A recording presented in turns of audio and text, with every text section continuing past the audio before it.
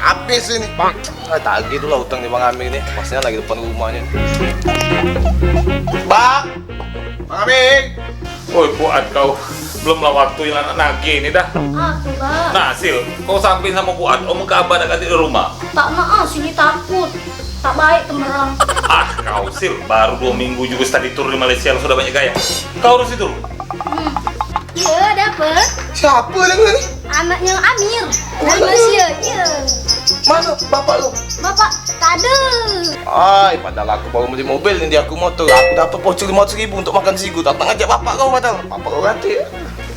Comelnya abang nih. Sekejap ya, saya cakap abah dulu. Nanti takutnya dia nyesel. Lah terbaca rezeki. Mbak, Abah sudah tahu. Kau masuklah. Peap. Pelan-pelan.